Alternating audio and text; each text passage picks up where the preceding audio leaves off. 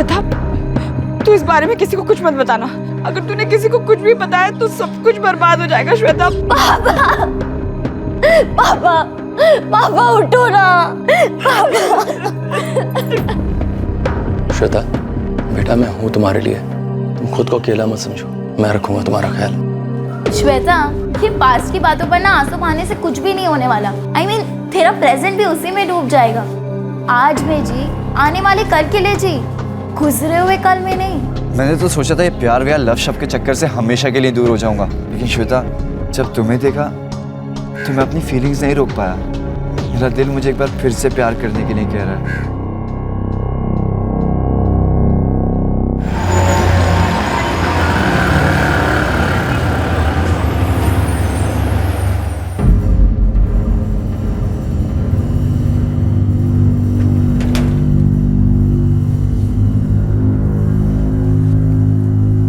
श्वेता, चलेगी तो पूजा में? नहीं माँ, तुम जाओ, मेरा मन नहीं कर रहा। चल ना बेटा, थोड़ा बाहर निकलेगी तो मन बहल जाएगा तेरा। नहीं माँ, मैं ठीक हूँ, मुझे भी पढ़ना है, तुम जाओ।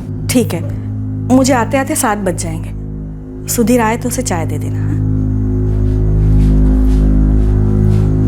गम और उदासी 16 साल की श्वेता का जैसे साया बन गए थे। श्वेता ने छोटी सी उम्र में बहुत कुछ खोया था, बहुत कुछ सहा था। कुछ चोटें अतीत की थी तो कुछ वर्तमान की। बार बार की इन चोटों ने श्वेता के नाजुक मन पर गहरा घाव कर दिया था, लेकिन किसी को इस बात का अंदाजा तक नहीं था। श्वेता ने कभी अपनी तकलीफों को अपनी मां या अपने भाई के साथ शेयर क्यों नहीं किया? एक ऐसा सवाल था जो आज के बाद श्वेता की मां और श्वेता के भाई को दिन रात सताने वाला था।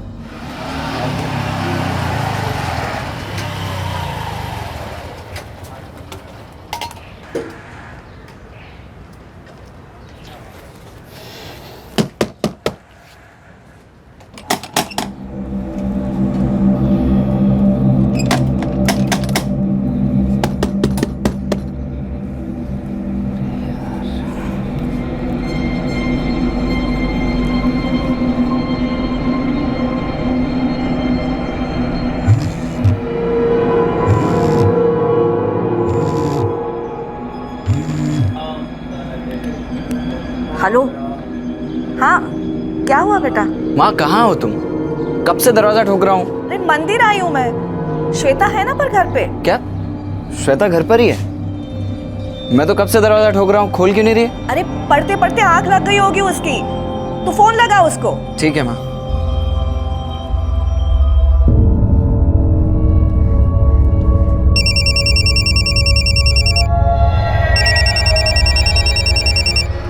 फोन क्यों नहीं उठा रही?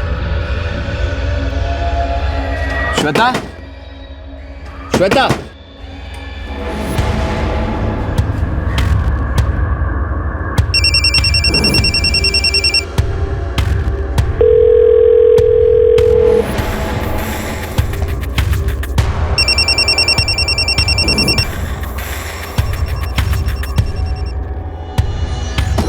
श्वेता, श्वेता, श्वेता, श्वेता। क्या हुआ सुधीर बेटा? अंकल, श्वेता दरवाजा नहीं खोल रही है। कब से दरवाजा पीटे जा रहा हूँ, कॉल पे कॉल भी किए, रिंग की आवाज भी आ रही है, लेकिन कोई जवाब नहीं दे रही है। हो सकता है अंदर सो रही हो। अंकल, अगर सो भी रही होगी इतनी आवाज के बाद तो उठ जानी चाहिए थी। मैं देखता हूँ। श्वेता बेटा, दरवाजा खोलो। श्वेता बेटा, सुधीर मुझे कुछ ठीक नहीं लग रहा।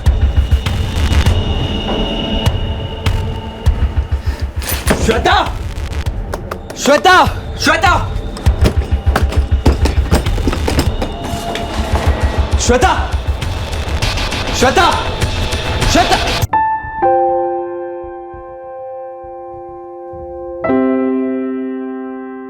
श्वेता 14 साल की चुलबुली और खुशदिल लड़की हमेशा हंसती रहती।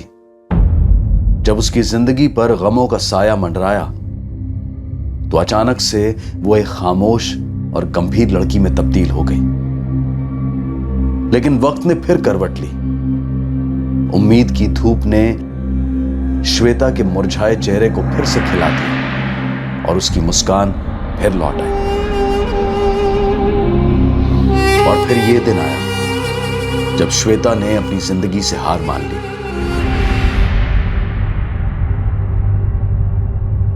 जी मैं करीब शाम के 6 बजे घर लौटा। कहाँ से आ रहे थे तुम? दुकान से, हमारी हार्डवेयर की शॉप है, मेरे पापा की। पापा कहाँ हैं तुम्हारे? जी उनका 2 साल पहले देहांत हो गया था।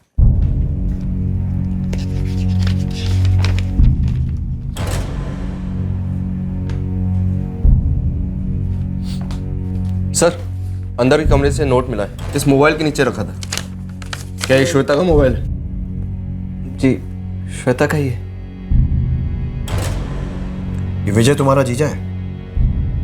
हाँ सर, मेरी बड़ी बहन रीता के हस्बैंड है। हूँ कहाँ रहता है? यूपी में रहते हैं, इलाहाबाद में। लेकिन आप उनके बारे में क्यों पूछ रहे हैं? सुशांत कौन है? सुशांत नहीं पता सर, लेकिन क्या लेटर श्वेता ने लिखा? लगता तो ऐसे ही है। श्वेता का साइन है? जी श्वेता का है, लेकिन श्वेता ने इसमें लिखा क्या है सर? वजह, अपने सुसाइड की वजह। क्या वजह थी? क्यों किया उसने ऐसा? साहब, क्या लिखा है श्वेता? श्वेता जीते जी जो बातें किसी को नहीं बता पाई वो उसने अपने सुसाइड नोट में बयां की थी। सबसे पहला घाव कुदरत ने दिया था। 2 साल पहले श्वेता के परिवार पर दुखों का पहाड़ टूटा था। तब वो महज 14 साल की थी और उस घटना से सबसे ज्यादा आहत हुई थी। बिल्कुल बेफिक्र होकर ले जाइए, कंपनी की 6 महीने की वारंटी।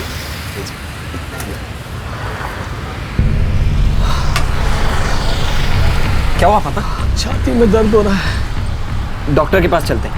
लगता है जाना पड़ेगा। मैं रिक्शा लेकर आता हूँ।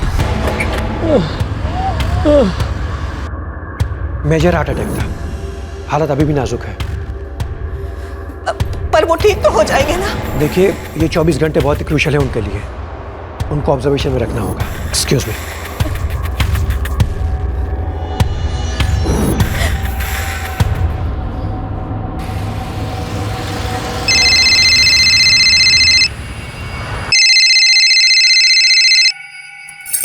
हाँ सुधीर, कैसी तबीयत है पापा की? रीता दीदी, पापा नहीं रहे। रीता दीदी, क्या?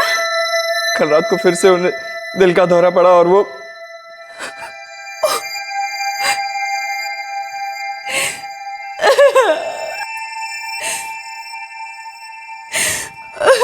क्या हुआ? रो क्यों रही हो? विजय, पापा क्या हुआ? पापा नहीं रहे।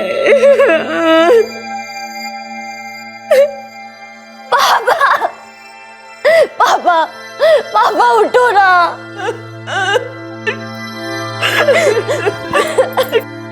माँ बोलो ना पापा को उठने। पापा।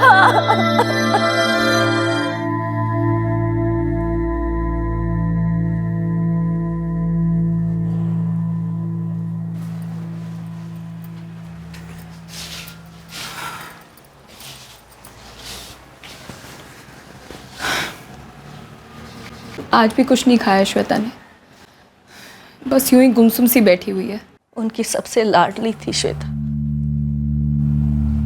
बच्ची है अभी, उसके लिए इतना आसान नहीं है ये मान लेना कि उसके पापा नहीं रहे। पर माँ, उसे समझना होगा, इस सदमे से बाहर निकलना होगा उसे। माँ,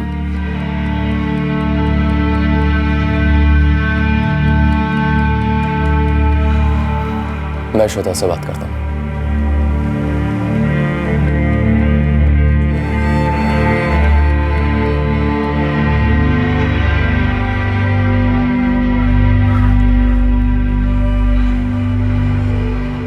श्वेता, बेटा मैं हूं तुम्हारे लिए। तुम खुद को अकेला मत समझो, मैं रखूंगा तुम्हारा ख्याल। को संभालो श्वेता, पढ़ाई में ध्यान रखो, धीरे धीरे सब ठीक हो जाएगा। और जब एग्जाम्स खत्म हो जाए ना तो हमारे पास इलाहाबाद चली आना, ठीक है? चलो। आंसू पूछो।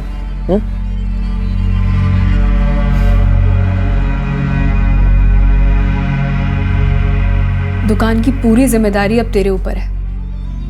जब भी वक्त मिलेगा तेरे जीजा जी और मैं आते रहेंगे पुणे, पर उस बीच कभी भी किसी भी तरह की जरूरत हो ना तो मुझे तुरंत फोन कर देना, हिचकिचाना मत बिल्कुल।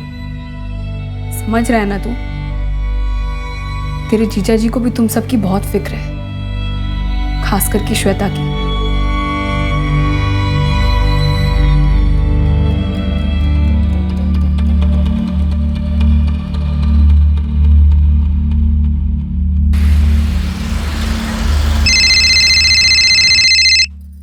हाँ माँ, कैसे हो?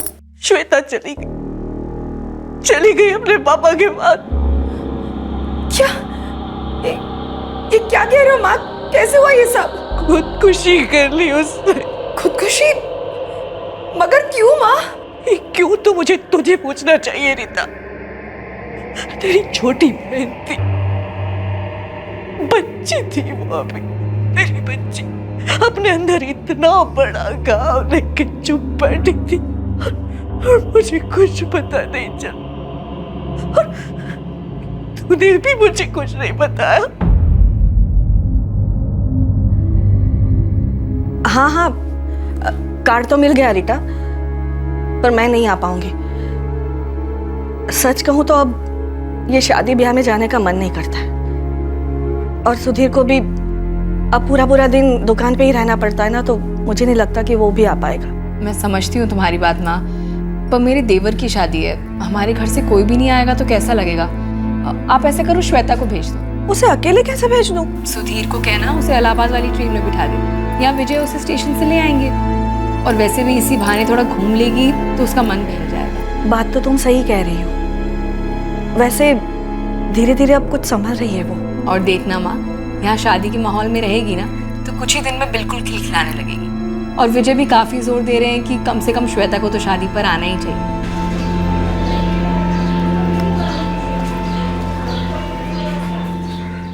माँ ठीक कह रही है, तुझे जाना चाहिए दीदी के पास। इससे उन्हें भी शादी के कामकाज में मदद मिल जाएगी और तेरे लिए भी अच्छा रहेगा। हाँ बेटा, जाके आना, तेरी दीदी और जीजाजी भी जोर दे रहे हैं। ठीक है माँ।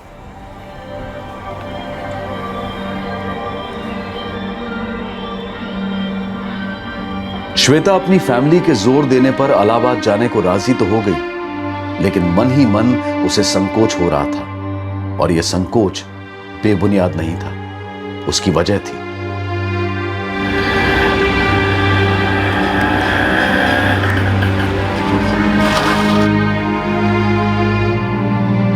श्वेता के पापा के देहांत के बाद पिछले 1 साल में रीटा और उसका पति विजय जब भी मुमकिन होता पुणे आते जाते रहते थे। श्वेता विजय को मानती थी, उसकी इज्जत करती थी, लेकिन विजय का बार बार उसे छूना श्वेता को एक अजीब सी उलझन में डाल रहा था।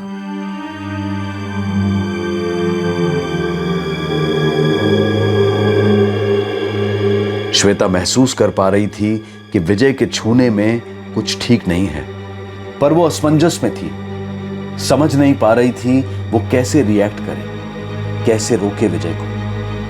इसलिए उसने इस बारे में चुप रहना ही बेहतर समझा और अपने जीजा जी से मुमकिन दूरी रखने लगी। मन में कुछ संकोच और डर लिए श्वेता इलाहाबाद पहुंची। शादी के इस खुशनुमा माहौल में श्वेता के साथ कुछ ऐसा हुआ जो बहुत दर्दनाक था। उसे एक ऐसा घाव मिला जो उसकी रूह तक को छलनी कर गया।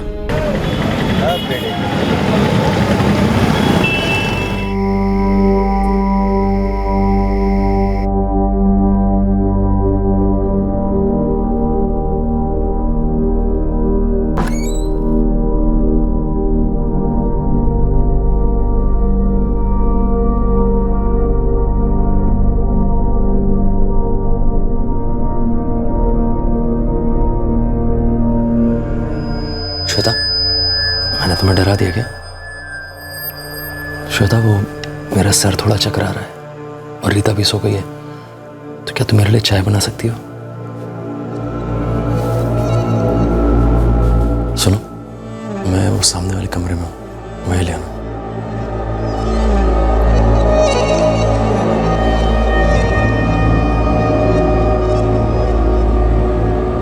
जीजा जी चाय। वहां रख दो।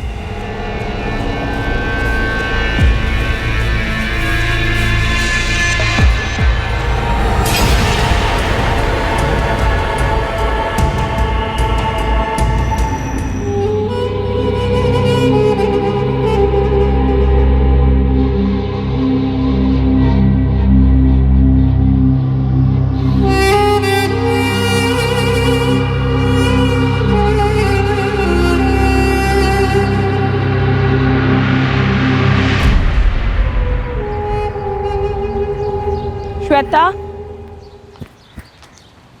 श्वेता, श्वेता, ये मैं क्या सुन रही हूँ? तू आज ही वापस जाना चाहती है?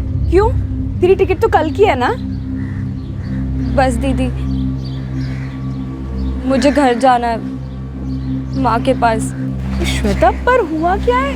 और तेरी तबीयत तो ठीक है ना? तू कांप क्यों रही है? श्वेता, देख अपने आसपास, शादी का माहौल है, सब लोग कितने खुश हैं। इस खुशी में शामिल हो श्वेता। देख, मैं जानती हूँ तू पापा को भूल नहीं पाई है, पर उनके बगैर जीना तो सीखना होगा ना। दीदी,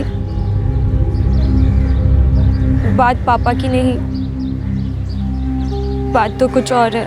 क्या बात है? बता मुझे। श्वेता, मैं तेरी बड़ी बहन हूँ, मुझे नहीं बताएगी तो किसे बताएगी? बोल, क्या परेशानी है?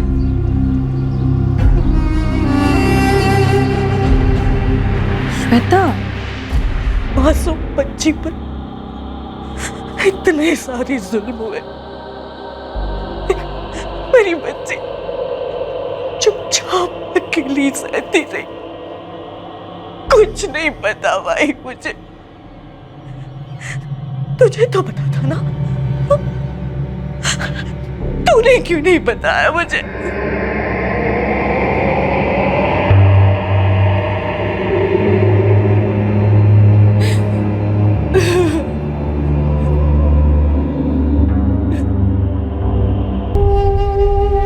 श्वेता ने अपनी बड़ी बहन रीटा को सब बताया जो उसके पति ने श्वेता के साथ किया।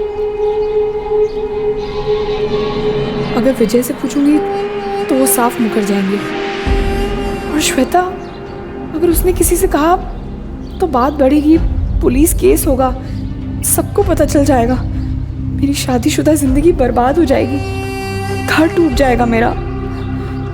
क्या करूं मैं?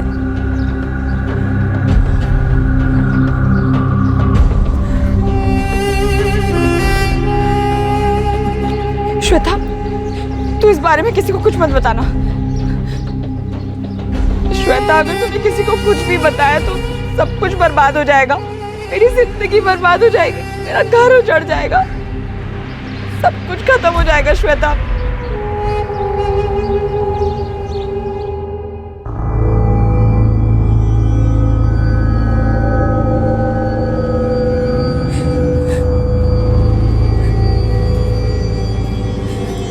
क्या हुआ?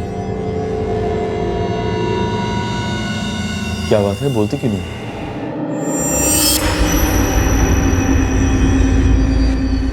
आप सुशांत को जानती हैं?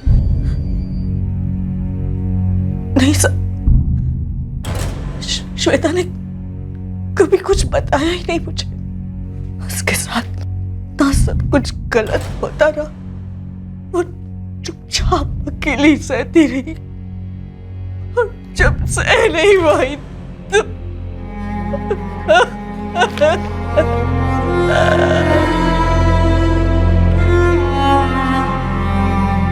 श्वेता चुपचाप पुणे लौट आई, लेकिन उस दिन के बाद से उसने अपनी बहन रीटा से फिर कभी बात नहीं की।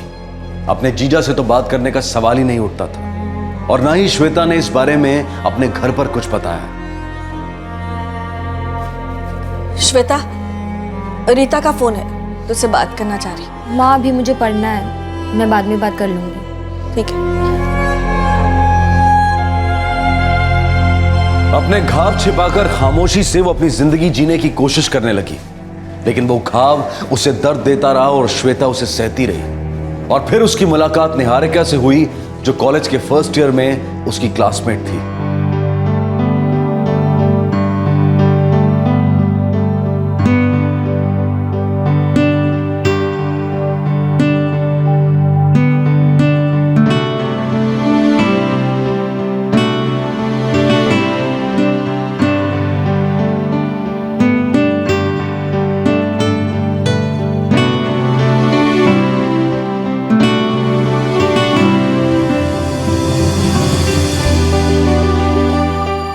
बता ना, है या नहीं?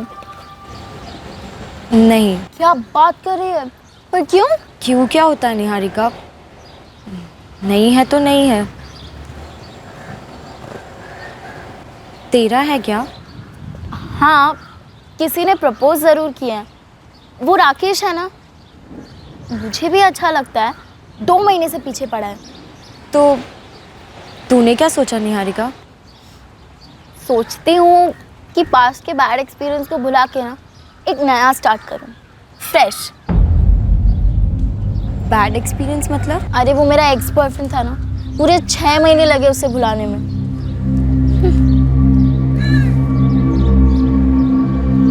ये लो, बात मेरी लव स्टोरी की चल रही है। तू क्यों इतना इमोशनल हो रही है? इतना आसान नहीं होता सब भूल जाना निहारिका, खास करके बुरी यादों को। श्वेता, ये पास्ट की बातों पर ना आंसू बहाने से कुछ भी नहीं होने वाला। I mean, तेरा प्रेजेंट भी उसी में डूब जाएगा। आज में जी, आने वाले कल के लिए जी, गुजरे हुए कल में नहीं, समझी?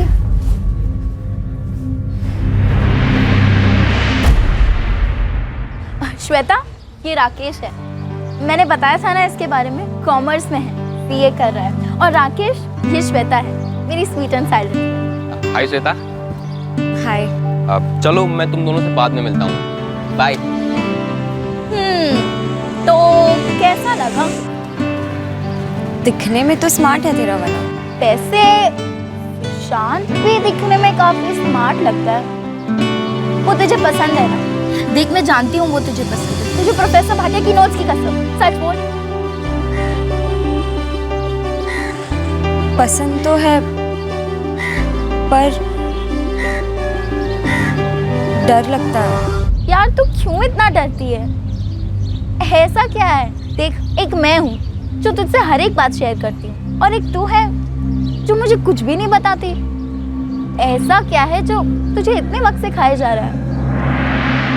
श्वेता का घाव अभी भरा नहीं था, उसके जहन में वो दर्द अभी ताजा था। लेकिन एक दिन श्वेता ने फैसला किया अपने आप को इस दर्द से आजाद करने का। कब जवाब दोगी श्वेता? मैं 10 दिन से तुम्हें रोज प्रपोज कर रहा हूँ। बोलो, बनोगी मेरी गर्लफ्रेंड? सुशांत, मुझे गलत मत समझना, लेकिन कुछ बातें हैं जो मैं नहीं जानती तुमसे कैसे कहूँगी। तुम्हारे पास्ट की? देखो श्वेता, सबका पास्ट होता है, मेरा भी था। और तुम्हें पता है, जब मैं डिच हुआ था तब मुझे कितना बुरा फील हो रहा था। मैंने तो सोचा था ये प्यार व्यार लव शब्द के चक्कर से हमेशा के लिए दूर हो जाऊंगा। लेकिन श्वेता, जब तुम्हें देखा तो मैं अपनी फीलिंग्स नहीं रोक पाया। मेरा दिल मुझे एक बार फिर से प्यार करने के लिए कह रहा है। और आई नो, जब तक तुम मेरे साथ हो तब तक सब सही होगा। देखो, मुझे तुम्हारे पास से कुछ फर्क नहीं पड़ता। हमारे रिलेशनशिप के लिए जो मायने रखता है वो है तुम्हारा आज, तुम्हारा प्रेजेंट। लेकिन मैं तुम्हें सब सच बताए बगैर रिलेशन नहीं रख सकती। हमारे रिलेशन के फ्यूचर के लिए ये ज़रूरी है। ठीक है, तो बताओ, मैं सुनने के लिए तैयार हूँ।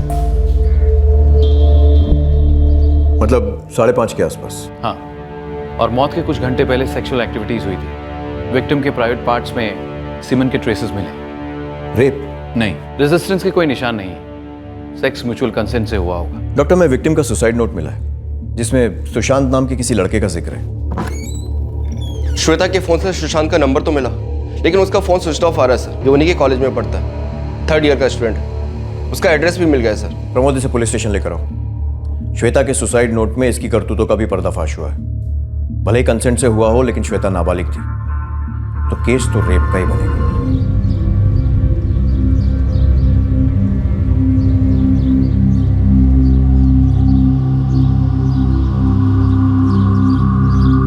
वाह श्वेता, तुम कितनी ब्रेव हो श्वेता। तुमने इतना सब कुछ सहा, और वो भी अकेले। तुम नहीं जानते मैं कितने महीनों से इस शौक में हूँ। मेरे जीजा जी ने मेरे साथ ऐसा किया, और मेरी बहन कभी कभी तो लगता है कहीं मेरी कोई गलती। नहीं श्वेता, इसमें तुम्हारी कोई गलती नहीं है, और प्लीज अपने आप को सजा देना बंद करो। Shweta, I love you. Shweta, मैं 11वीं बार तुम्हें प्रपोज कर रहा हूं, अब तो मान जाओ प्लीज।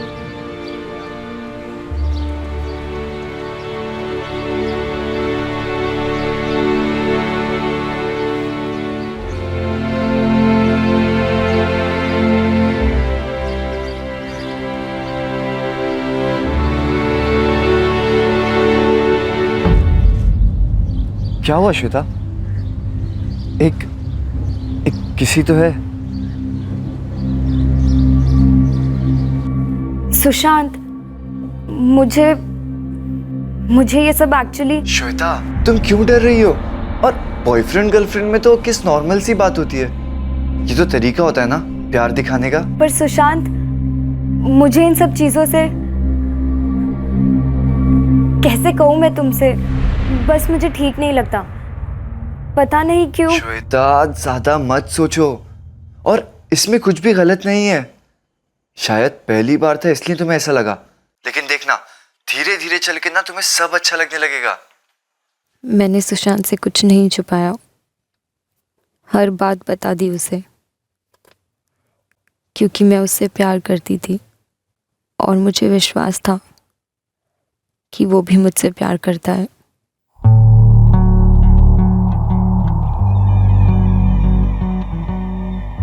मेरे घाव भरने लगे थे। काफी अरसे के बाद मैं खुश थी।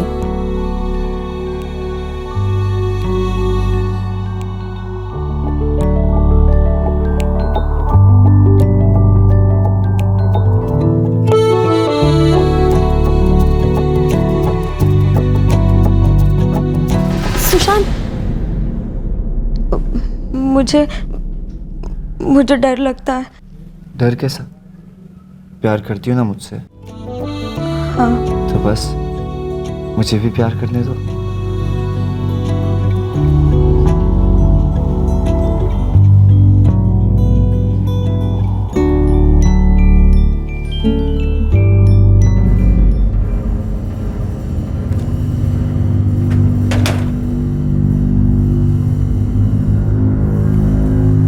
श्वेता, चलेगी तो पूजा में? नहीं माँ, तुम जाओ, मेरा मन नहीं कर रहा। ठीक है, मुझे आते आते 7 बज जाएंगे। सुधीर आए तो उसे चाय दे देना। हाँ, ठीक है।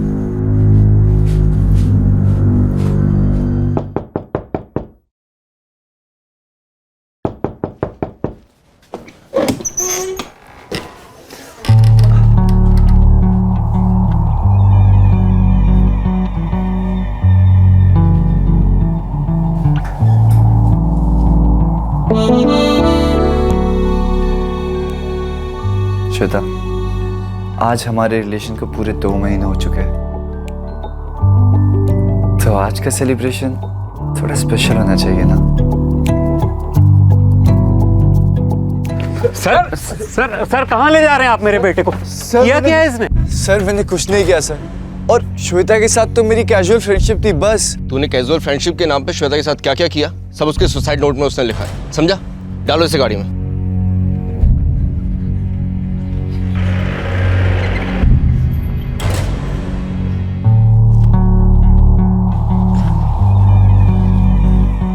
सुशांत, हम इतने वक्त से साथ में हैं, अब तुम्हें नहीं लगता तुम्हें मुझे अपने पेरेंट्स से मिलवाना चाहिए?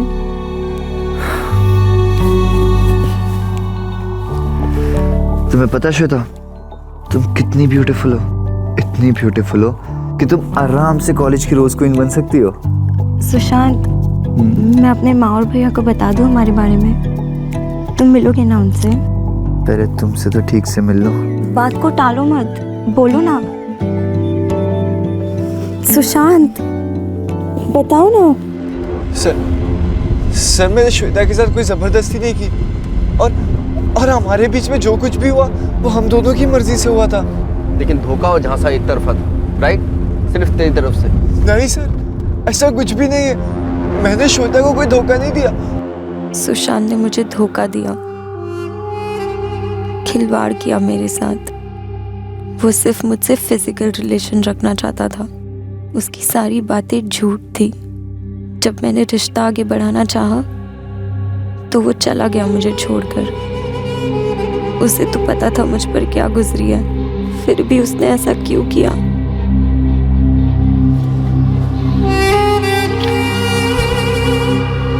सुशांत, बताओ ना, कब मिलवाओगे अपने मम्मी पापा से? क्या यार श्वेता, एक ही सवाल बार बार पूछना, मेरा दिमाग मत खराब कर। पहली बार लॉज के बजाय घर पे मिले थे, लेकिन तूने पूरा मजा खिलखिला कर दिया। मजा? तो ऐसे क्या देख रही है? अब ये मत बोलना कि तुझे मजा नहीं आता था और तू ये सब मेरे लिए कर रही थी। सुशांत। क्या सुशांत? क्या सुशांत था? और अब ये सैड लुक देना बंद कर, बहुत हो गया दुखियारी का नाटक। वैसे भी ये सब चीजें तेरे लिए नई थोड़ी ना है, तुझे तो एक्सपीरियंस है ना। तो फिर क्यों मेरे मूड की बैंड बजाती है? खुद भी इंजॉय कर और मुझे भी इंजॉय करने दे। ये सब सिर्फ मजे के लिए था? तुम प्यार नहीं करते मुझसे, सिर्फ फिजिकल रिलेशन चाहते थे तुम। तो इसमें प्रॉब्लम क्या है? बेकार में एक दूसरे को प्रेशर करने से अच्छा है दोनों एंजॉय करते हैं। क्या मैंने तुझे कभी प्रेशर किया है? नहीं ना, तो तू मुझे क्यों प्रेशर करती है? तुम मुझे अपने पेरेंट्स से कभी नहीं मिलवाओगे? मैं पागल हूं क्या जो तुझे अपने पेरेंट्स से मिलवाऊंगा? तुझे पता है उन्हें कितना बड़ा शौक लगेगा जब उन्हें पता चलेगा कि तू एक रेप विक्टिम है।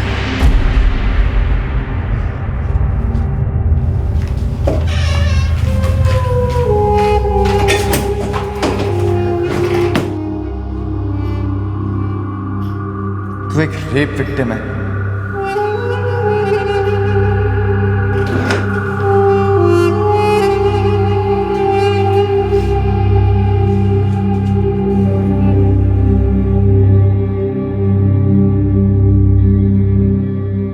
सर मैंने कुछ नहीं किया सर। सर सच कह रहा हूं, मैंने कुछ नहीं किया सर। वो बहुत महीने पहले की बात है सर, और जो कुछ भी हुआ ना वो श्वेता की मर्जी से हुआ सर। रेप कुछ नहीं था, बल्कि वही मुझे उकसाती थी सर। कुछ तो शर्म कर, उस वक्त तो 15 साल की भी नहीं थी। सर इन्होंने कुछ नहीं किया सर, इन्हें छोड़ दीजिए। महाराष्ट्र पुलिस से ऑर्डर्स आए हैं आपके पति को अरेस्ट करने के लिए। उनके पास आपके बहन का सुसाइड नोट है जिसमें लिखा है कि आपके पति ने उसका रेप किया है, जो कि आपको भी मालूम है। सच क्या है तो महाराष्ट्र पुलिस आपके पति से उगलवाई लेगी, और आप भी तैयार रहिए, आपको भी पूछताछ के लिए बुलाया जा सकता है। चलो सर वो सब झूठ है सर। मैंने कुछ नहीं किया सर, कुछ नहीं किया सर। सर छोड़ दीजिए, रुकिए।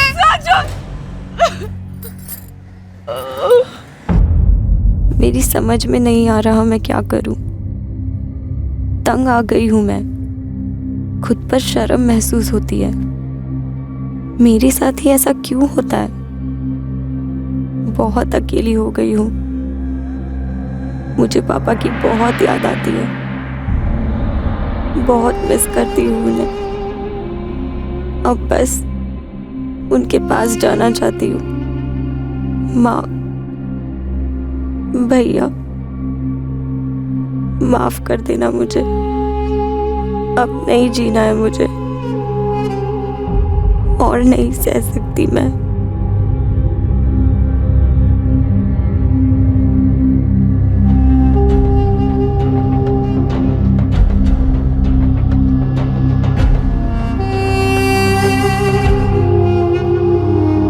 श्वेता की मां और उसका भाई गहरे शौक में है। श्वेता ने इतना कुछ सहा, लेकिन उन्हें कभी कुछ क्यों नहीं बताया, ये बात उन्हें खाए जा रही है। अपनी बेगुनाही का राग अलाप रहे विजय ने भी आखिरकार कबूल कर लिया कि उसने नाबालिग श्वेता के साथ जबरदस्ती शारीरिक संबंध बनाए थे। सुशांत ने भी ये कबूल किया कि उसका मकसद सिर्फ श्वेता के साथ फिजिकल रिलेशन रखने का था। उस रिश्ते को आगे ले जाने का उसका कोई इरादा नहीं था। श्वेता की खामोशी का राज निहारिका को उसके मरने के बाद पता चला, जिसे जानकर निहारिका को काफी शौक लगा। रीटा आज अपने आप को एक मझधार में फंसा महसूस कर रही है। एक तरफ उसके ससुराल वाले सदमे में हैं, काफी बदनामी झेलनी पड़ रही है उसके परिवार को, और दूसरी तरफ उसकी मां और उसका भाई उससे दूर हो गए, उससे बात तक नहीं करना चाहते।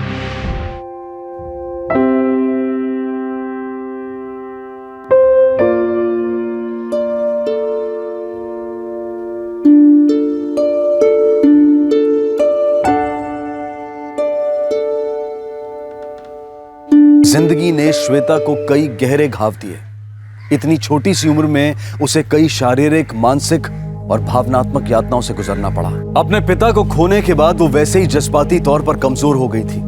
उस चोट से अभी उभरी भी नहीं थी कि उसके जीजा की घिनौनी हरकत श्वेता को एक और गहरा घाव दे गई। श्वेता के उत्पीड़न पर उसकी बड़ी बहन की खामोशी ने उस जख्म को और कुरेद दिया। श्वेता की जिंदगी में सुशांत के आने के बाद ऐसा लग रहा था कि ये प्यार उसके घावों पर मरहम का काम करेगा, लेकिन ये रिश्ता भी उसके घायल मन पर एक और जख्म दे गया और इसे सहन कर पाना शायद उसकी बर्दाश्त के बाहर हो गया। श्वेता के साथ जो हुआ, उस पर जो गुजरी, इसका हमें बेहद दुख है। एक बेकसूर लड़की औरों की ज्यादतियों की वजह से आज दुनिया में नहीं है, इसका मलाल है। लेकिन हम साथ में ये जरूर कहेंगे कि अपने जख्मों को, अपनी तकलीफों को बयां करना, उसके बारे में बात करना बेहद जरूरी है।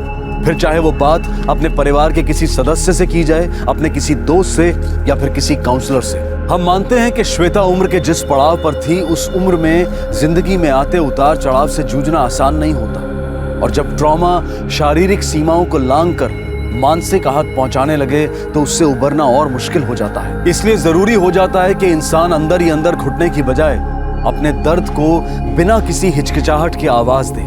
अगर कोई इस दर्द को छुपाने की, अपनी तकलीफ को चुपचाप सहने की नसीहत देता है या आपके जख्मों को कुरेद कर उनका फायदा उठाने की कोशिश करता है, तो वो इंसान गलत है, और ऐसे इंसान के लिए अपनी जिंदगी कुर्बान कर देना फिजूल है। विजय और सुशांत पर आईपीसी की धारा 376 के तहत बलात्कार के लिए, धारा 396 के तहत आत्महत्या के लिए उकसाने के लिए, और साथ ही protection of children from sexual offence act यानी पॉक्सो के तहत चार्जेस लगाए गए हैं, क्योंकि श्वेता नाबालिग थी। और श्वेता की सिस्टर पर क्या चार्जेस लगाए जाएं, इस पर अभी विचार हो रहा है। अब मैं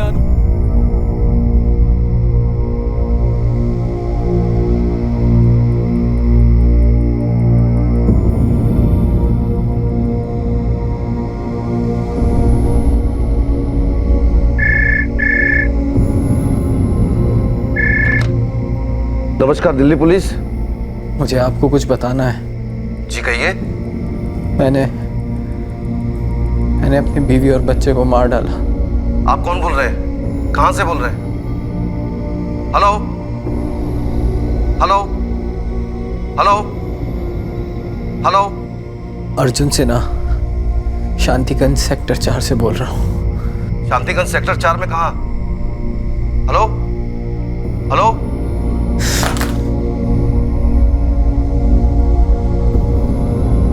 अभी अभी अर्जुन सिन्हा नाम के आदमी का फोन आया था, कह रहा था कि उसने अपनी बीवी और बेटे को मार दिया है। फोन 1:25 पे आया था। पूरा एड्रेस नहीं मिल पाया है। आप लोग सेक्टर 4 पहुंचकर जल्दी से जल्दी छानबीन शुरू कीजिए। तो फिर इतनी अच्छी लव स्टोरी को किसने खून से रख दिया? ये केस भी आधे रास्ते में ही है जायसवाल, अधूरा है। 2 टीम गई थी। सेक्टर 4 के पॉकेट 8 और 9 में चेकिंग की, लेकिन कोई अर्जुन सिन्हा नहीं मिला। एक टीम पॉकेट 7 में छानबीन कर रही है। जी, यहाँ को अर्जुन सिन्हा रहता है? नहीं मालूम। क्या आप किसी अर्जुन सिन्हा को जानते हैं? आसपास में रहता है इस नाम का कोई बंदा? जी नहीं, आसपास कोई नहीं रहता। मंजीत, उसने पूरा एड्रेस बताया नहीं। शांतिगंज सेक्टर 4 बोलते उसने फोन काट दिया। शांतिगंज सेक्टर 4 के तीनों पॉकेट छान लिए हैं। एक एक के घर जाके पूछ रहे हैं पर बंदा नहीं मिल रहा। जो आपने नंबर दिया है वो स्विच ऑफ है। मुझे लगता है कोई प्रैंक कॉल है। हो भी सकता है मंजिल, लेकिन बंदे की आवाज में दर्द था। जिस तरह अपनी बीवी और बेटे को मारने की बात कह रहा था, लग नहीं रहा था कि वो मजाक कर रहा है। मंजिल थोड़ा चेक कर लो। ठीक है। The number you have called is currently switched off. Please try again later. Thank you. Jugraj एक और पॉकेट सर्च करते हैं, अगर वहां भी नहीं मिला तो फिर कॉल रिकॉर्ड्स निकलवाने पड़ेंगे। जिस आदमी ने पुलिस को फोन किया था वो झूठ नहीं बोल रहा था, लेकिन पुलिस के पास उसका पूरा एड्रेस नहीं था जिससे वो उस तक पहुंच सके। आखिरकार जब पुलिस अर्जुन सिन्हा के घर पहुंची तब पता चला कि अर्जुन के परिवार वाले भी इस बात से बिल्कुल अनजान थे कि घर के अंदर क्या हुआ है।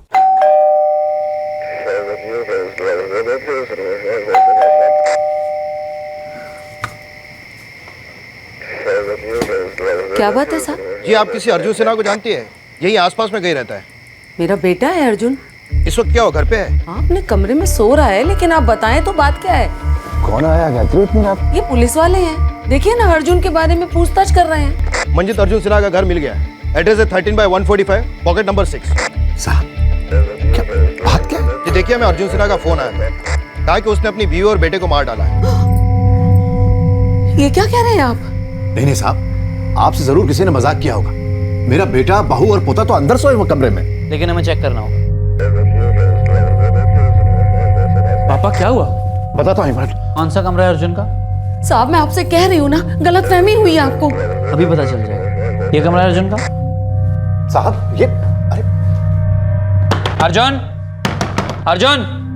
पापा क्यों आए ये लोग? बेटा ये कहते हैं कि अर्जुन ने इनको फोन करके बताया कि उसने पायल और विहान को मार दिया। क्या? हाँ? अर्जुन, अर्जुन। साहब वो दवाइयाँ लेकर सोया होगा, पैरालाइज्ड है, खुद से तो खड़ा भी नहीं हो सकता। तो आपकी बहू तो दरवाजा खोल सकती है ना, या उसने भी दवाइयाँ ली हुई हैं? मंजित लगता है दरवाजा तोड़ना पड़ेगा।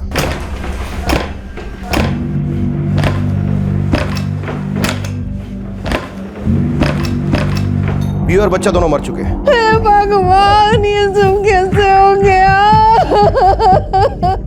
अर्जुन सिन्हा मिल गया है, लगता है बेहोश है, उसकी बीवी और बेटा मर चुके हैं। 13/145, पॉकेट नंबर 6, सेक्टर नंबर 4, शांतिगंज। यहाँ पे एक बंदा बेहोश पड़ा है, वो काफी जख्मी हालत में। शांतिगंज पुलिस स्टेशन में फौरन इन्फॉर्म करो कि क्राइम सीन पर आकर केस का चार्ज लें और साथ में एक एम्बुलेंस और फोटोग्राफर भी भेज दें।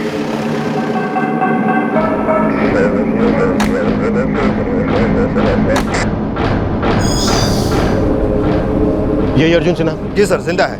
फैमिली से पता चला कि 2 साल से पैरालाइज्ड है। जितना जल्दी हो सके हॉस्पिटल पहुंचाओ। जी सर। आपका बेटा, बहू, पोता इस रूम में सो रहे थे, आप लोग कहाँ सो रहे थे? मैं और मेरी पत्नी वहाँ बाहर सोते, और वो सामने वाले कमरे में मेरे ये दूसरे 2 बेटे मंथन और अभिषेक सोते। किसी तरह की कोई आवाज, कोई चीख कुछ सुनाई नहीं थी आपको? हमें कुछ नहीं सुनाई पड़ा। तुमने कुछ सुना? नहीं सर, जहाँ तक मुझे पता है कोई आवाज नहीं हुई। साहब मेरा अर्जुन ऐसा कर ही नहीं सकता। मैं आपको बता रही हूँ ना, बात कुछ और है। आप भी सोचिए, उसे लकवा था, कमर के नीचे का हिस्सा उसका काम नहीं करता था। वो किसी को क्या मारेगा साहब? और वो भी अपने बीवी बच्चों को, जिन्हें वो बेहद प्यार करता था। बात कुछ और है साहब।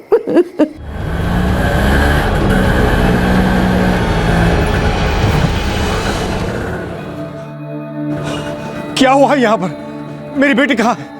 पायल, पायल, तुम लोगों ने किया ये सब, तुम लोगों ने मारा है इन्हें। देखिए शांत हो जाइए। आप लोग कौन हैं? मैं पायल का फादर हूँ। इन्होंने मार डाला मेरी बेटी को और मेरे विहान को भी। मैं छोड़ूंगा नहीं तुम लोगों को। जाइए, रुक जाइए। अब एक काम करिए प्लीज, मेरे साथ आइए, बाहर आइए प्लीज, आइए। आपका नाम क्या है? राजकुमार सिंह। मेरे नाती को मार दिया साहब, पैसों के लिए मार दिया इन्होंने। अर्जुन कहाँ है? अर्जुन बुरी तरह से घायल है, शायद बेहोश है इस वक्त, अस्पताल लेकर गए उसे। अच्छा राजकुमार जी, आपको इस हादसे के बारे में कैसे पता चला?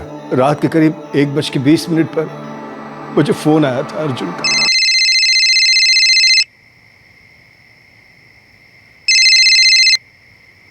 हाँ अर्जुन बेटा, क्या बात है? पापा जी, मैंने पायल और विहान को मार डाला। क्या बोल रहे हो तुम? तो मैंने वापस उसे फोन लगाया तो बिजी आ रहा था और उसके बाद उसका फोन स्विच ऑफ हो गया और जब पायल ने भी फोन नहीं उठाया तो मैं डर गया सर। अपनी बीवी गीता को जगाया और हम लोग यहाँ आ गए। इन्हीं लोगों ने मारा है मेरी बेटी और नाती को, सर इन्हीं लोगों ने। कैसी अनाप शनाप बातें कर रहे हैं भाई साहब आप। हम लोग वैसे ही बड़े परेशान हैं। हम आपसे कह रहे हैं ना कि हमें सच में नहीं मालूम ये सब कैसे हुआ। पायल हमारी भी बेटी की तरह थी, फिर हम उसे क्यों मारेंगे? पैसों के लिए मारा है सर इन्होंने। एक मिनट, किन पैसों की बात कर रहे हैं? अर्जुन के एक्सीडेंट के बाद उसे इंश्योरेंस के 25 लाख रुपए मिले थे जो उसने पायल के अकाउंट में ट्रांसफर किए थे। उन्हीं पैसों के लिए इन्होंने मेरी बेटी और नाती को मार डाला सर। सरासर झूठ है ये। सरासर सच क्या है ये बताइए ना आप। अंदर के कमरे में मेरी बेटी और नाती का मर्डर हो जाता है और बाहर आपको पता नहीं चलता, ये कैसे हो सकता है? सरासर झूठ बोल रहे हैं सर ये। प्लीज शांत हो जाइए। इस तरह से शोर मचाने से, एक दूसरे पर इल्जाम लगाने से कुछ हासिल नहीं होने वाला है। हम हर पहलू इन्वेस्टिगेट करेंगे। Don't worry Rajkumar ji. अर्जुन का रूम चेक किया सर। कांस्टेबल मंजीत ने बताया कि दरवाजा अंदर से बंद था। वो लोग दरवाजा तोड़ के अंदर दाखिल हुए हैं। कमरे में 2 खिड़कियां भी हैं, लेकिन कहीं भी फोर्स एंट्री के निशान नहीं मिले। अर्जुन पैरालाइज्ड है। ये बात अर्जुन की मां ने खुद बताई कि वो बिना सहारे के चल फिर नहीं सकता। लेकिन सर अर्जुन ने खुद कंट्रोल रूम फोन करके कन्फेस किया है कि उसी ने मारा है अपनी बीवी और बेटे को। और यही बात अर्जुन ने अपने ससुर राजकुमार सिंह से की। और राजकुमार सिंह का कहना है कि अर्जुन के घर वालों ने पैसों के लिए सब कुछ किया है। क्या वाले काम करो, दोनों फैमिली के सभी मेंबर्स को कल सुबह थाने में बुलाओ। जी सर। अगर पायल ने हमारी सुनी होती तो ये सब नहीं होता। तो चिंता मत कर, हम छोड़ेंगे नहीं इन लोगों को।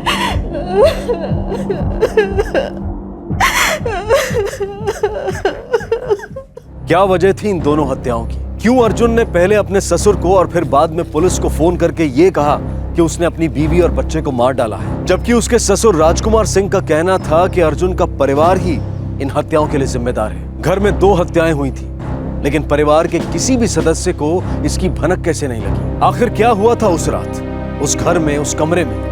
कैसा रिश्ता था अर्जुन और उसकी पत्नी पायल के बीच? सवाल कई थे जिनके जवाब मिलने अभी बाकी थे। जिस शख्स के पास शायद इन सभी सवालों के जवाब थे, उसकी अपनी जिंदगी पर सवालिया निशान लगा हुआ था। देखिए, स्टिचेस तो हमने लगा दिए हैं, लेकिन पेशेंट की हालत काफ़ी नाजुक है। खून काफ़ी बह चुका है और ब्लड में हमें दवाइयों के ट्रेसेस मिले हैं। शायद पेशेंट ने पेन किलर के ओवरडोज लिया था। क्वेश्चनिंग कब कर सकते हैं अर्जुन से? अभी तो वो बेहोश है और एटलीस्ट 2 दिन तक ऑब्जर्वेशन में रखना होगा, उसके बाद आप कर सकते हैं। लेकिन जितनी जल्दी बात हो सके उतना अच्छा है, क्योंकि इस केस से जुड़े ऐसे कई सवाल हैं जिसके जवाब हमें सिर्फ अर्जुन दे सकता है। दोनों की मौत दम घुटने की वजह से हुई है। लेडी का गला हाथों से घोटा गया है। तकिए पर लगे खून और सलाइवा के ट्रेसेस बच्चे के मुंह पर लगे खून और सलाइवा के ट्रेसेस से मैच कर रहे हैं। ये कैंची पर जो खून है वो? मैंने हॉस्पिटल में फोन करके अर्जुन का ब्लड ग्रुप पता कर लिया था। एक घर में 2 लोगों को मार दिया जाता है, जबकि 4 लोग उस घर में और भी सोए हुए थे, लेकिन किसी को कुछ पता नहीं चलता। ये बात थोड़ी खटक सी रही है। वैसे विक्टिम की बॉडी पे स्ट्रगल के कोई निशान नहीं थे। सोचने वाली बात यह है कि एक पैरालाइज्ड पेशेंट जो बिना सहारे के चल तक नहीं सकता, वो इतनी सफाई से ये काम कर सकता है कि मरने वाले को मौका ही नहीं मिले रेसिस्ट करने का। आपका कहना है कि आपका बेटा बिना सहारे के अपनी जगह से हिल तक नहीं सकता, लेकिन अर्जुन ने खुद फोन पर पुलिस को बताया है कि उसने ही अपनी बीवी और अपने बेटे को मारा है। वो खुद भी तो जख्मी हुआ है। हाँ, ये भी तो हो सकता है कि पहले उसने उन दोनों को मारा हो, फिर खुद को मारने की कोशिश की हो। हम नहीं जानते ये सब किसने किया और क्यों किया। हम सिर्फ इतना जानते हैं कि अर्जुन पायल और विहान से बहुत प्यार करता था। वो उन्हें नहीं मार सकता साहब। कल रात उन दोनों के बीच किसी बात को लेकर कोई अनबन, कोई झगड़ा? नहीं सर, कल का दिन तो उनके लिए बहुत स्पेशल था। अर्जुन भैया और पायल भाभी की शादी की 7वीं सालगिरह थी। हमने उनके लिए सरप्राइज पार्टी भी प्लान की थी। वो दोनों तो बहुत खुश थे सर। सब कुछ अच्छा था। हम लोगों ने साथ मिलकर खाना खाया, खूब बातें की। फिर अर्जुन और पायल अपने कमरे में चले गए। अभिषेक मंथन अपने कमरे में और हम लोग बाहर सो गए। साहब, ये सब कैसे हो गया? मेरी तो कुछ समझ में नहीं आ रहा। पायल हमारे लिए बेटी से कम नहीं थी। बेटी से कम नहीं थी। फिर भानु जी, पायल के पेरेंट्स पायल के खून का इल्जाम आप लोगों पर क्यों लगा रहे? साहब, क्योंकि पायल और अर्जुन की लव मैरिज हुई थी और ये लोग शुरू से इस रिश्ते के खिलाफ थे, लेकिन दोनों बच्चों ने घर से भागकर शादी की और हम लोगों ने उनका सपोर्ट किया था। शायद इसीलिए बेमतलब का इल्जाम लगा रहे हैं। हमको इल्जाम नहीं लगा रहे सर, पूरे परिवार ने मिलकर किया ये सब। आप कहना चाहते हैं कि उन्होंने अपने बेटे को भी मारने की कोशिश की? पैसों के लिए लोग क्या कुछ नहीं करते सर। राजकुमार जी, अगर ऐसा हुआ होता तो अर्जुन आपसे फोन पर यह क्यों कहता कि उसने मार डाला पायल और विहान को?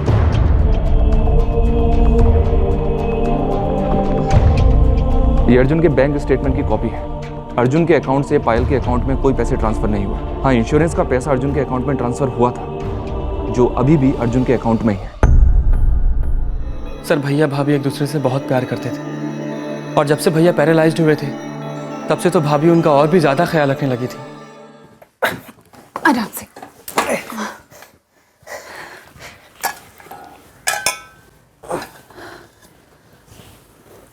सैर पे चले मिस्टर हस्बैंड। भाभी के सपोर्ट की वजह से भैया बहुत जल्दी रिकवर हो रहे थे। उनके हाथ भी फिर से मूव हो पा रहे थे सर। भैया खुद व्हील चेयर पर घूम सकते थे, लेकिन भाभी ने कभी उन्हें अकेला नहीं छोड़ा, हमेशा उनके साथ रहती थी। Good Arjun, very good. Payal, मैं एक बार व्हील चेयर पर बैठ जाऊं तो मैं खुद मैनेज कर सकता हूं। तुम्हें साथ आने की जरूरत नहीं है। अर्जुन, मुझे अच्छा लगता है तुम्हारे साथ आना, तुम्हें अच्छा नहीं लगता? साहब, मैं मान ही नहीं सकता कि मेरा बेटा अपनी पत्नी और अपने बेटे को मारेगा। वो ऐसा क्यों करेगा साहब? यही तो हम भी जानना चाहते हैं भानु जी, कि अगर ये सब अर्जुन ने किया है तो क्यों? सभी का यही कहना था कि पायल और अर्जुन एक दूसरे के साथ खुश थे। पायल अर्जुन का ख्याल रखती थी और अर्जुन भी पायल और अपने बेटे विहान से बहुत प्यार करता था। दोनों की लव मैरिज हुई थी। दोनों पहली बार 7.5 साल पहले मिले थे, एक कॉमन फ्रेंड के घर पर, और धीरे धीरे दोनों की दोस्ती बढ़ी और दोनों एक दूसरे को चाहने लगे। अरे, आप लोग कुछ बोलते क्यों नहीं? कोई एतराज है क्या आप लोगों को? बेटा, हमें क्या एतराज हो सकता है? हमें तुम पर पूरा भरोसा है और नाज भी है। कॉलेज में पढ़ाई के साथ साथ तुमने पार्ट टाइम जॉब की ताकि मेरी मदद कर सको घर को चलाने में। अपने भाइयों की पढ़ाई में मदद की। तुमने हमेशा इस परिवार के बारे में सोचा है बेटा। तुम जो भी फैसला करोगे वो सही होगा। अच्छा, अब ये बताओ, कब मिलवा रहे हो हमें पायल से? बहुत जल्द माँ। पापा, कुछ बोलिए ना। क्या बोले बेटा? तुम खुद ही सोचो ना। अर्जुन एक कार के शोरूम में मामूली सेल्समैन है, उसकी लिमिटेड इनकम है, जबकि हमारी दिल्ली के पॉश मार्केट में 3 साड़ी की दुकानें हैं। बेटा, तुम्हारे लिए बड़े बड़े बिजनेसमैन के बेटों के रिश्ते आ रहे हैं, उसके सामने ये अर्जुन क्या है? पापा, शादी कोई बैलेंस शीट देख के थोड़ी ना की जाती है। और सबसे इम्पोर्टेंट बात तो यही है ना कि मैं अर्जुन से प्यार करती हूँ। और पापा, हम खुश रहेंगे। माना कि घर छोटा है, इनकम लिमिटेड है, पर हम मैनेज कर लेंगे पापा। ऐसी बातें सिर्फ कहानी किताबों में अच्छी लगती हैं। साथ रहने के लिए सिर्फ प्यार काफी नहीं होता, थोड़ी तो प्रैक्टिकल हो जाओ लाइफ में। बहुत समझाया मैंने, मुझे नहीं लगता मम्मी पापा मानेंगे। तो आप भूल पाओगे मुझे? रह सकोगे मेरे बगैर? रहना पड़े तो शायद रह भी लूं, लेकिन ये जिंदगी अधूरी सी लगेगी अगर हमारा ये रिश्ता अधूरा रह गया। तो फिर सोच क्या रहे हो? ले चलो मुझे अपने साथ, शादी कर लेते हैं और अपना ये रिश्ता कंप्लीट कर लेते हैं। पहले भाभी के पेरेंट्स इस शादी से खुश नहीं थे, लेकिन जैसे ही विहान का जन्म हुआ तो उनका गुस्सा भी शांत हो गया था सर। इतने सालों में मैंने भैया और भाभी को कभी लड़ते हुए नहीं देखा। इनफैक्ट ये भी कह पाना बहुत मुश्किल है कि कौन किससे ज़्यादा प्यार करता था। भैया क्यों करेंगे ऐसा सर? तो फिर इतनी अच्छी लव स्टोरी को किसने खून से रंग दिया? किसने मार डाला पायल और विहान को? किसने घायल कर दिया अर्जुन को? हमने इस रिश्ते को कबूल कर लिया था सर, लेकिन खुशी से नहीं, मजबूरी में। आखिर माँ बाप अपने औलाद से कब तक नाराज रह सकते हैं? अपनाना ही पड़ता है सर। और चाह ही क्या था? मेरी बेटी हर कदम पे समझौते करती रही इस रिश्ते को निभाने के लिए। घर, माँ बाप, ऐशो आराम सब कुछ छोड़ा। अर्जुन के पैर काम करना बंद हो गए तो वो उसकी बैसाखी तक बन गई। पर आखिर क्या मिला उसे? पायल मेरी इकलौती बेटी थी सर, चली गई। मेरा नाती जिसके कारण हमने ये रिश्ता कबूल किया था, उससे भी मार डाला।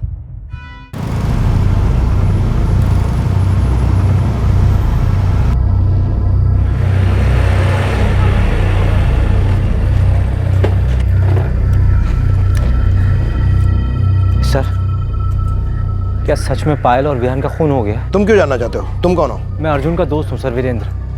मैं और अर्जुन एक ही कार शोरूम में काम करते थे। मोहल्ले में किसी ने बताया कि उसकी बीवी और उसके बच्चे की मौत हो गई है, इसलिए चला आया मिलने के लिए। तो क्या बता सकते हो कि अर्जुन और पायल के बीच में कोई प्रॉब्लम चल रही थी? अर्जुन ने कभी बताया इस बारे में? सर मैं कुछ नहीं जानता। अर्जुन है कहाँ सर? लाला नेकचंद हॉस्पिटल।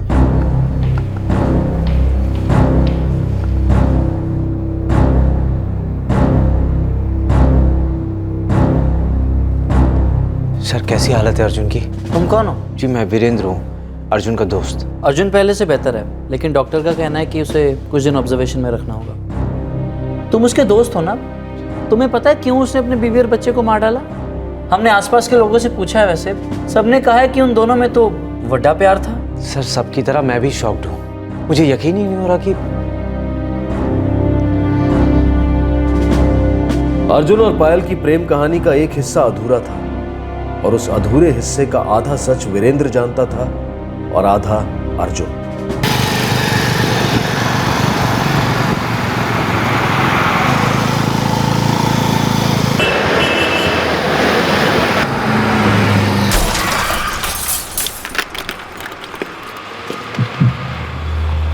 दो साल पहले हुए इस एक्सीडेंट ने अर्जुन को पैरालाइज्ड कर दिया। तेज रफ्तार से दौड़ती अर्जुन की जिंदगी अचानक रेंगने लगी। इस हादसे का अर्जुन, उसके मां बाप और पायल सब पर गहरा असर हुआ।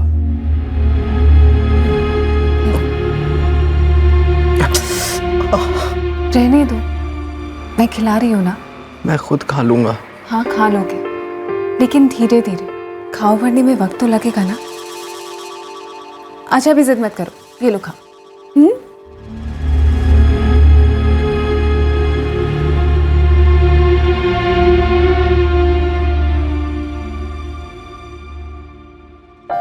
अर्जुन, तू बिल्कुल परेशान मत हो बेटा, सब ठीक हो जाएगा।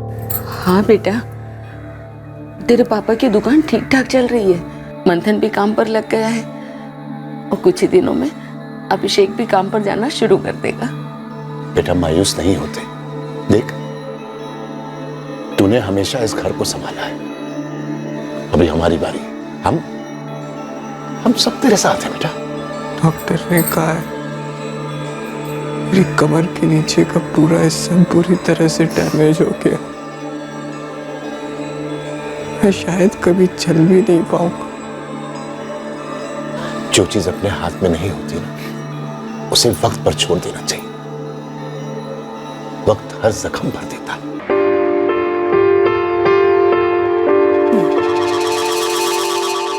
वेरी गुड, क्या बात है, आज तो बिल्कुल अच्छे बच्चे की तरह खा रहे हो।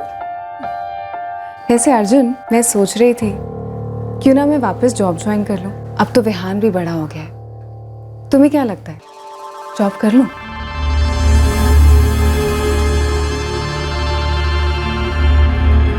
जानती हूँ तुम यही सोच रहे हो ना कि अब तुम्हारी वाइफ को जॉब करनी पड़ेगी, उसे घर चलाना पड़ेगा, यही सोच रहे हो ना? ऐसा ही तो है पायल। नहीं अर्जुन, ऐसा बिल्कुल नहीं है। ये प्रॉब्लम तुम्हारी अकेले की नहीं है अर्जुन, ये हम दोनों की प्रॉब्लम है और हम दोनों मिलके इसे सॉल्व करेंगे। एंड ट्रस्ट मी, मैं तुम्हें, जॉब को, विहान को, घर को, सब कुछ अच्छे से मैनेज कर लूंगी, ट्रस्ट मी।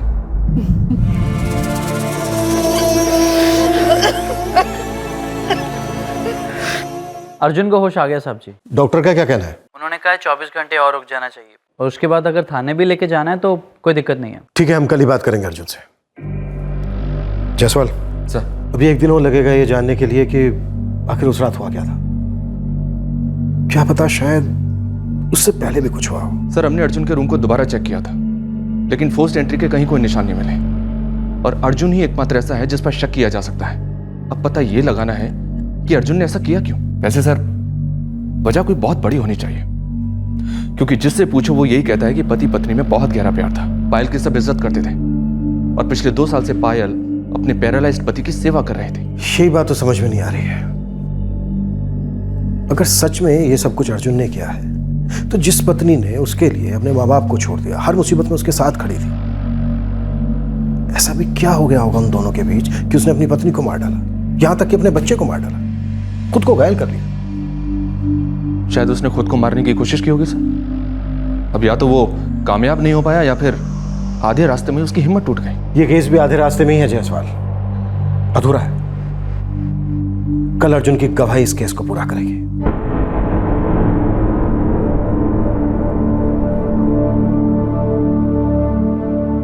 आपके पास सिर्फ 5 मिनट है।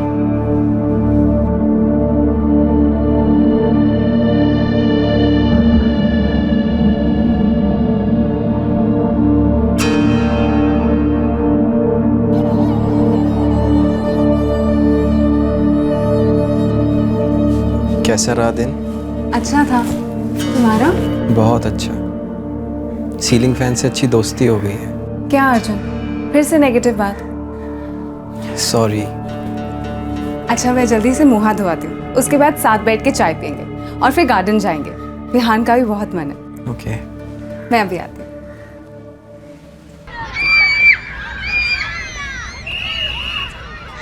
एक हफ्ते से ना ऑफिस में वर्कलोड बहुत बढ़ गया। मैं तो बॉस को बोलने वाली हूँ एक और प्रोग्रामर रख लो। सिंगल सैलरी में 2 लोगों का काम करा रहे हैं, ऐसे थोड़ी ना होता है। पायल, बोलो ना। कुछ चाहिए तुमसे, दोगी? इतनी फॉर्मेलिटी क्यों कर रहे हो, बोलो। मुझे तलाक चाहिए। क्या हुआ अर्जुन, तुम ऐसे क्यों कह रहे हो? ताकि तुम मेरी जिंदगी से दूर हो जाओ और अपनी जिंदगी जियो। पायल, तुम सिर्फ अभी 28 साल की हो। एंड एक्सेप्ट इट, मैं जिंदगी भर ऐसा ही रहूंगा। पायल, बहुत कर लिया तुमने मेरे लिए। मैं इस व्हील चेयर पर चल फिर सकता हूँ, अपना काम कर सकता हूँ, मुझे तुम्हारी जरूरत नहीं है, लेकिन तुम्हें जरूरत है इससे बेटर जिंदगी जीने की। यू डिजर्व इट पायल। तुम कोई लड़का ढूंढ लो या अपने पेरेंट्स से कहो तुम्हारे लिए कोई अच्छा लड़का ढूंढ ले। अगर वो लड़का विहान को अपनाना चाहता है तो भी मुझे कोई एतराज नहीं है, और अगर नहीं, विहान मेरे साथ रहे, सब वर्कआउट हो जाएगा। फिर मम्मी पापा उसका ख्याल रख लेंगे, मैं भी नई जिंदगी मिल जाएगी। कितना कुछ सोच लिया ना तुमने अर्जुन। तुम्हें क्या लगता है तुम मुझसे डिवोर्स मांगो तो मैं तुम्हें डिवोर्स देके किसी और से शादी करूं? यही तुम्हारे लिए सही है पायल। प्रैक्टिकल बनो और प्लीज मुझ पे तरस खाना बंद करो।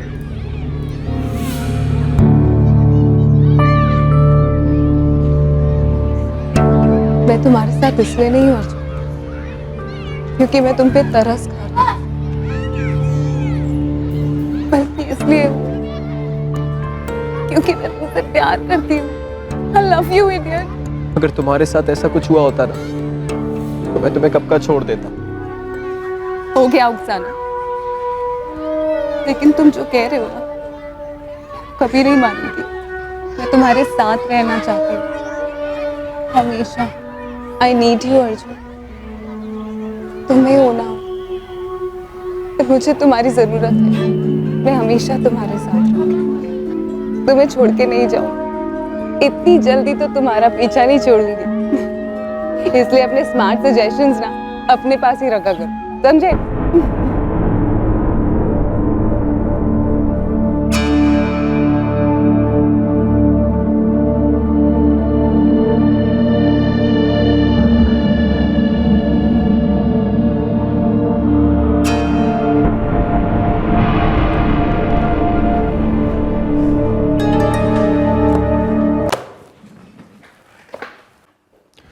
अर्जुन, तुमने उस रात अपने ससुर को फोन किया, पुलिस कंट्रोल रूम में फोन किया और तुमने सही कहा था।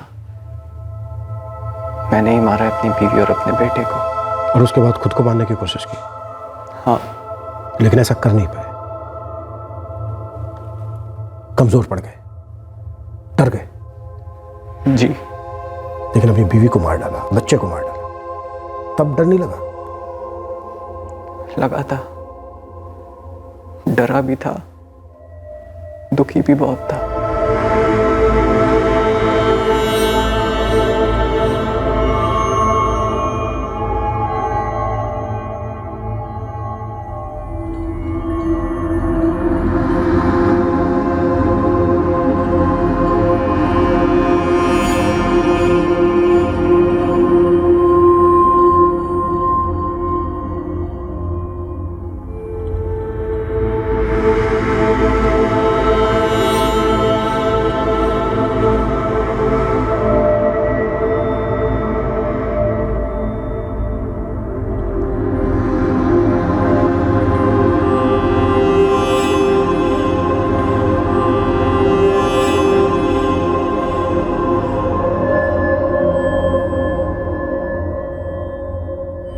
लेकिन मैं अपनी जिंदगी खत्म करना चाहता था। फिर मुझे लगा हम दोनों के बाद कौन ख्याल रखेगा उसका। हम दोनों के चले जाने के बाद अनाथ हो जाएगा मेरा विहान। ये सोचकर बहुत डर गया था मैं। अर्जुन, हमने जितने लोगों से भी बात की, सबने हमसे यही बताया कि अर्जुन पायल को कितना प्यार करता था, पायल अर्जुन को कितना प्यार करती थी। उस रात तो तुम अपनी 7th मैरिज एनिवर्सरी सेलिब्रेट कर रहे थे। तुम्हारे पेरेंट्स ने कहा सब कुछ नॉर्मल था। फिर अचानक ऐसा क्या हो गया कि तुमने अपनी बीवी को मार डाला, अपने बच्चे को मार डाला, खुद की जान लेने की कोशिश की? मेरे एक्सीडेंट के बाद मैं चाहता था कि पायल मुझे छोड़ दे, चली जाए मेरी जिंदगी से, पर वो नहीं गई। वो जिंदगी भर मेरे साथ रहना चाहती थी, बहुत प्यार करती थी मुझसे। फिर मार क्यों डाला उसे? जब उसने मुझसे कहा कि वो मुझे कभी नहीं छोड़ेगी, वो मुझसे आज भी उतना ही प्यार करती है जितना पहले करती थी, तो मेरे सारे डर दूर हो गए थे। मुझे ऐसा लगने लगा था जैसे वो मेरा जिंदगी भर साथ देगी। पायल, तुम्हारे प्यारे पतिदेव और मेरे प्यारे दोस्त जानती हो क्या कह रहे हैं? Thank you very much. Thank you? Thank you किस बात के लिए? अरे शोरूम से लौटते वक्त रोज तुम्हें घर छोड़ता हूँ ना, उस वजह से एहसान करता हूँ मैं इन पे। अरे ऐसी बात नहीं है, but I really appreciate it. तू रहने दे भाई, फिलहाल मुझे पकोड़े बड़े अच्छे लग रहे हैं यार। इनको खाने के लिए तो मैं कहीं से भाग कर आ जाऊँ। अगर ऐसी ही बात है तो मैं शीतल को ही सिखा देती हूँ। शीतल तुम्हें और बच्चों को बना के खिलाया करेगी। शीतल की बस की नहीं है पकोड़े होकड़े बनाना। यार कुकिंग एक आर्ट होती है, हर किसी की बस की बात नहीं, और तुम्हारे हाथों में जादू है यार। अर्जुन यू आर लकी यार। तो फिर ठीक है, जब भी तुम्हारा पकौड़े खाने का मन करे ना, यहीं आ जाया करो। अरे और लो ना। अर्जुन तुम क्यों नहीं खा रहे हो? मैं बाद में खाता हूँ। वीरेंद्र को खिलाओ। हाँ वीरेंद्र।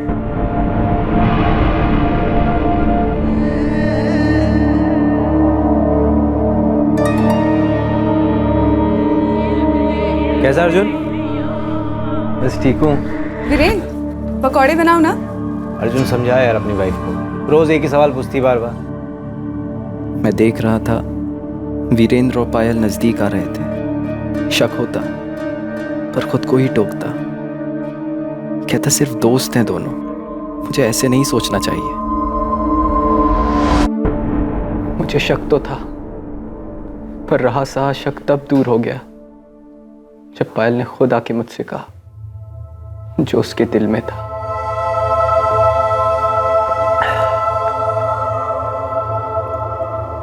परेशान लग रही है?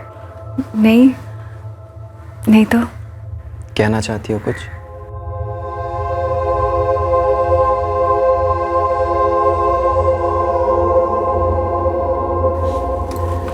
अर्जुन तुमने कहा था ना कि मुझे अपनी लाइफ को लेके,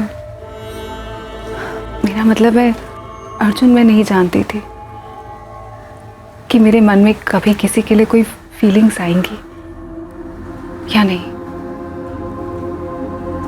लेकिन पिछले कुछ दिनों से वीरेंद्र है ना वो,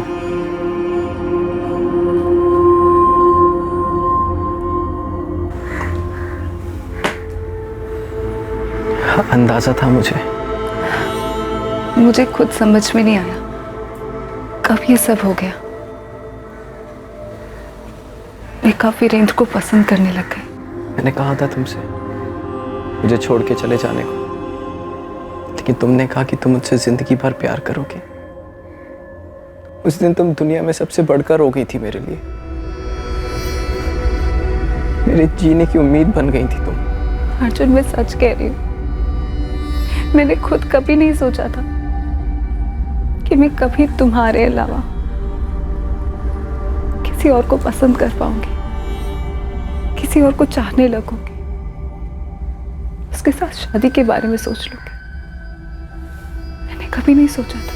मैं जानता था तुम लोगों के बीच कुछ चल रहा है, लेकिन मेरी कभी हिम्मत नहीं हुई इस बात को छेड़ने की।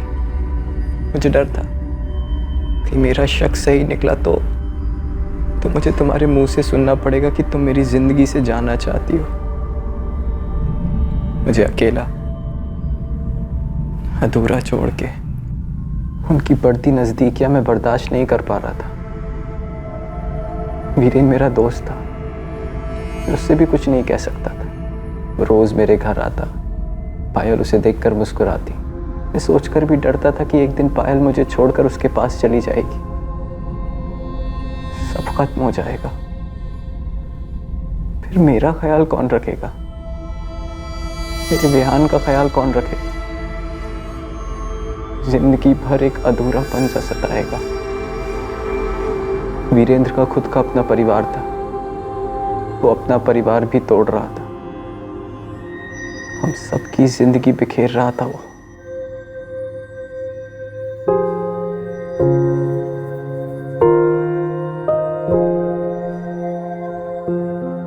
मन ही मन मुझे लगने लगा कि मेरी आखिरी एनिवर्सरी है पायल के साथ।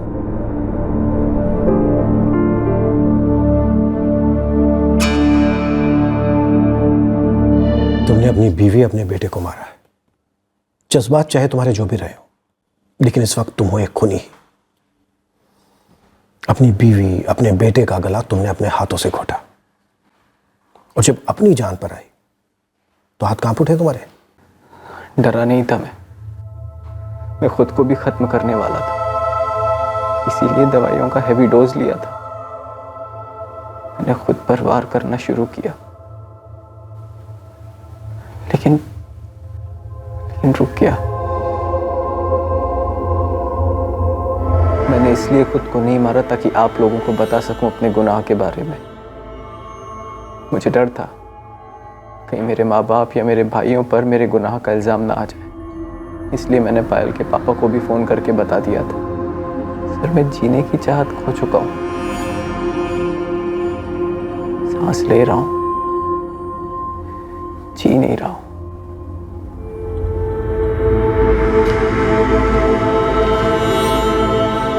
इस डबल मर्डर के लिए अर्जुन पर आईपीसी की धारा 302 के तहत केस फाइल किया गया। उसे गिरफ्तार किया गया था, लेकिन कुछ महीनों के बाद उसे जमानत मिल गई। अर्जुन ने यह भयानक कदम सिर्फ इसलिए उठाया ताकि वो पायल को अपने आप से अलग होने से रोक सके, और इसी जुनून में अपने बेटे को भी खत्म कर दिया। ये सच्चाई जब अर्जुन के परिवार के सामने आई तो उनके दुख की कोई सीमा नहीं रही। पायल के पेरेंट्स ने विहान के आने के बाद बेटी और दामाद से हुए सारे गिले शिकवे भुला दिए थे, लेकिन अपनी बेटी और नाती की मौत ने उन्हें गहरा सदमा पहुंचाया। अर्जुन का दोस्त और पायल का प्रेमी वीरेंद्र उसे खो चुका है, जिससे वो बहुत प्यार करता था, और साथ ही अपने दोस्त को भी, जिसके वो करीब हुआ करता था। हालांकि उसकी शादीशुदा जिंदगी वैसे ही चल रही है। उसकी पत्नी को कभी उसके अफेयर के बारे में पता ही नहीं चला। जैसे अर्जुन और पायल की प्रेम कहानी अधूरी रह गई। पायल किसी और को चाहने पसंद करने लगी थी। वो एक नया रिश्ता जोड़ना चाहती थी, लेकिन अर्जुन अपने पुराने रिश्ते को टूटते नहीं देख सकता था। एक दूसरे की बजाय अपने आप का ख्याल इस रिश्ते में तूफान ले आया, और सिर्फ रिश्ता ही नहीं मुरझाया, बल्कि इस रिश्ते से जन्मा फूल भी मुरझा गया। विहान। दूसरी तरफ थी वीरेंद्र की प्रेम कहानी, जिसने पायल के दिल में एक बार फिर से प्रेम जगाया, और अर्जुन के दिल में पायल को खोने का डर। जज्बातों की जंग में कभी किसी की भी जीत नहीं होती। अक्सर सभी कुछ ना कुछ खोते हैं, हारते हैं। रिश्तों में आई दूरी, जज्बातों में आई कड़वाहट जब हद से गुजरती है तो सिर्फ तबाही लाती है। और उस रिश्ते से जुड़ा हर इंसान उससे आहत होता है। और सबसे बड़ा खामियाजा भुगतता है उस इंसान का परिवार, जिसके जहन में उस तबाही की यादें हमेशा के लिए रह जाती हैं। अब मैं अनूप सोनी आपसे विदा लेता हूं, फिर मुलाकात होगी अगले एपिसोड में और खुलासा करेंगे एक और जुर्म का। तब तक सतर्क रहें, सुरक्षित रहें और देखते रहें क्राइम पेट्रोल सतर्क। सबक एक को सीख हम सबको। जय। इस तरह के और भी एपिसोड देखने के लिए हमारे चैनल को सब्सक्राइब करें और बेल आइकन दबाना ना भूलें।